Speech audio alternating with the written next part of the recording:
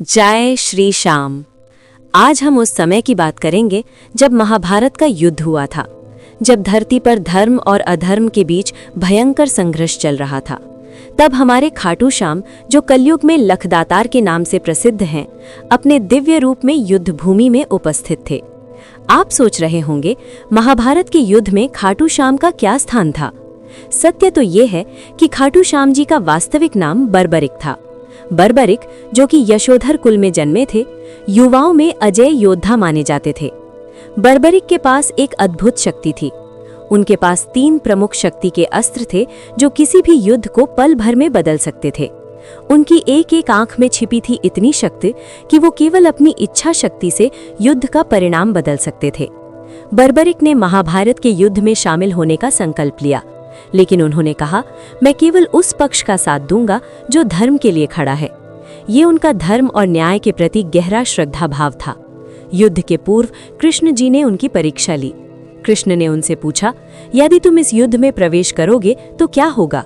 बर्बरिक ने उत्तर दिया, जो धर्म के पक्ष में है उसी को मैं जीत दिलाऊंगा, लेकिन अगर मुझे अवसर मिला तो मैं युद्ध को तुरंत समाप्त कर दूंगा। कृष्ण जी ने देखा कि ये शक्ति बहुत बड़ी है और यदि इसे अज्ञान में उपयोग किया गया तो ये संपूर्ण कुरुक्षेत्र को नष्ट कर सकती है। कृष्ण ने अपनी दिव्य दृष्टि से समझाया, बर्बरिक, ये शक्ति महान है, परंतु इसे नियंत्रित होना चाहिए। तुम्हारा बल केवल सही दिशा में उपयोग हो तभी इसका फल धर्मपूर्ण होगा। तभी बर्बरिक ने अपनी 3 तीरों की शक्ति का उद्घाटन किया। एक तीर ने संपूर्ण मैदान में एक दिशा तय की, जिसकी निशानी से सभी दुश्मन धरा पर गिर पड़े। दूसरी तीर ने सभी धर्मात्माओं की रक्षा की और तीसरी तीर थी सबसे अद्भुत। इस तीर से वो प्रत्यक्ष और अप्रत्यक्ष रूप से युद्ध का परिणाम देख सकते थे। बर्बरिक, तुम महान योद्धा हो, परंतु कलयुग में तुम्हारा ये रूप खतरे में पड़ सकता है, इसलिए तुम्हारे सिर को समर्पित करना ही उचित है। यहीं से शुरू हुई वो महान कथा जहां बर्बरिक ने अपने सिर को काटकर कृष्ण जी को अर्पित कर दिया। उनका सिर महाभारत के युद्ध की अंतिम गवाह बन गया और उसी सिर से भगवान कृष्ण ने युद्ध का वास्तविक परिणाम देखा। इसलिए हम खाटू श्याम जी को महाभारत का साक्षी मानते हैं। युद्ध नहीं, बल्कि धर्म और न्याय की परीक्षा के समय उनका ये रूप हमारे लिए प्रेरणा है। आज भी खाटू श्याम जी की शक्ति और उनकी भक्ति हमारे हृदय में उज्जवल प्रकाश की तरह जीवित है। जो भी भक्त उनके चरणों में समर्पण करता है, उसे वो मार्गदर्शन और शक्ति देते हैं। जैसे बर्बरिक ने धर्म की रक्षा के लिए अपने जीवन का सर्वोच्च बल अर्पित किया, वैसे ही आज भी खाटू श्याम जी हमें धर्म और सत्य के मार्ग पर चलने की प्रेरणा देते हैं। आज हम एक ऐसी यात्रा पर निकलने जा रहे हैं जो समय के विशाल सागर में छिपी हुई है। एक यात्रा जो हमें ले जाएगी महाभारत के युद्ध भूमि से लेकर खाटू श्याम बाबा के दिव्य दर्शन तक।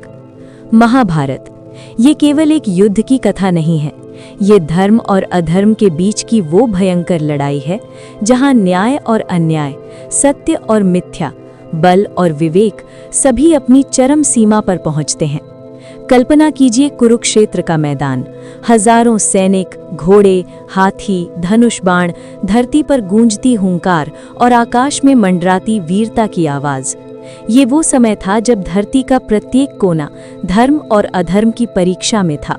यहीं जन्मे थे वो महान योद्धा बर्बरिक, जिन्हें हम आज खाटू श्याम जी के नाम से जानते हैं।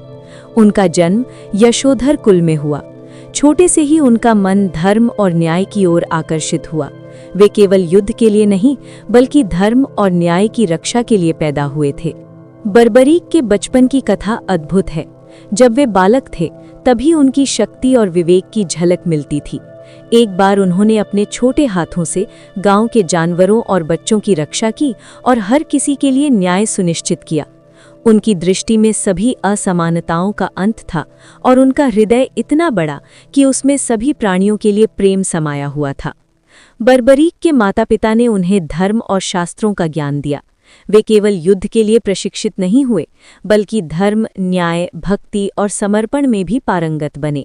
उनकी शिक्षा में वही तत्व थे जो एक योद्धा और संत दोनों को परिपूर्ण बनाते हैं। अब हम बात करेंगे उनके अद्भुत शक्तियों की। बर्बरिक के पास 3 दिव्य तीर थे।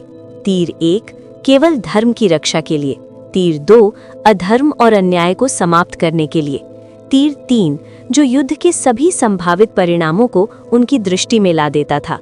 कल्पना कीजिए, एक ऐसा तीर जो केवल इच्छा शक्ति से पूरा युद्ध बदल सकता है।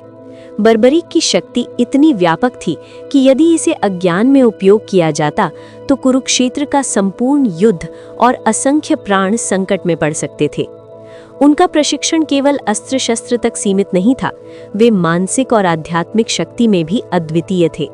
उनके गुरु उन्हें केवल युद्ध की कला नहीं सिखाते थे, बल्कि उन्हें ये सिखाते थे कि शक्ति का सही मार्ग क्या है। यदि शक्ति केवल अहंकार और क्रोध में उपयोग हो तो ये विनाशकारी हो सकती है। सच्चा योद्धा वही है जो अपने बल का उपयोग धर्म के लिए करे। बर्बरीक का ये चरित्र उन्हें विशेष बनाता है। युद्ध के मैदान में उनकी उपस्थिति केवल भौतिक शक्ति का परिचायक नहीं थी, बल्कि धर्म, न्याय और भक्ति की शक्ति का द्योतक थी। अब आप सोच रहे होंगे, महाभारत के युद्ध में बर्बरीक का प्रवेश कब और कैसे हुआ? इसका उत्तर हमें उनके जीवन के उस निर्णायक क्षण में मिलेगा जब कृष्ण जी ने स्वयं उन्हें देखा और उनकी परीक्षा ली। कृष्ण जी ने कहा, बर्बरीक, तुम महान योद्धा हो, लेकिन कलयुग में ये शक्ति खतरे में पड़ सकती है। यदि तुम इसे अज्ञान में उपयोग करोगे तो बहुत विनाश होगा। बर्बरीक ने अपने हृदय की गहराई से उत्तर दिया, मैं केवल धर्म के पक्ष में खड़ा रहूंगा। जो अधर्म के मार्ग पर है उसे मैं पराजित कर दूंगा, और जो धर्म के मार्ग पर है उसे मैं जीत दिलाऊंगा। लेकिन यदि मेरी शक्ति अज्ञान में उपयोग हुई तो मैं इसे त्यागने के लिए तैयार हूँ। यहीं से शुरू होती है वो महान कथा जो महाभारत के युद्ध से लेकर खाटू श्याम बाबा के रूप में आज तक जारी है। बर्बरीक का बलिदान, उनका ज्ञान और उनका धर्म प्रिय चरित्र हम सभी के लिए प्रेरणा का स्रोत है। जय श्री श्याम, जय हारे के सहारे, जय लखदातार श्याम बाबा। एक भक्त अपने व्यवसाय में अत्यधिक समस्याओं का सामना कर रहा था। बाबा के नाम का जाप करते हुए उसने एक नई दिशा और योजना पाई। उसका व्यवसाय पुनर्जीवित हुआ। एक युवा छात्र अपनी परीक्षा में बार बार असफल हो रहा था। उसने बाबा से प्रार्थना की और विश्वास के साथ अध्ययन किया।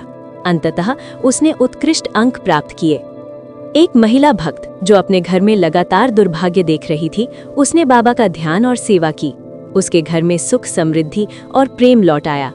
ये सभी कहानियां केवल चमत्कार नहीं है, ये हमें ये सिखाती हैं कि भक्ति और समर्पण ही हमारे जीवन को बदलने की शक्ति रखते हैं। खाटू श्याम बाबा हमारे जीवन में दिशा, शक्ति और विश्वास का स्रोत है। जितना अधिक हम उनके चरणों में समर्पित होते हैं, उतनी ही उनकी कृपा हमारे जीवन में प्रकट होती है। भक्तों के अनुभव हमें ये याद दिलाते हैं कि बाबा केवल ऐतिहासिक योद्धा नहीं है, वे सच्चे मार्गदर्शक, संकट मोचक और जीवनदायिनी शक्ति हैं। जैसे उन्होंने महाभारत के युद्ध में धर्म की रक्षा की, वैसे ही आज वे हमारे जीवन के संघर्षों और कठिनाइयों में हमारा मार्गदर्शन और संरक्षण करते हैं।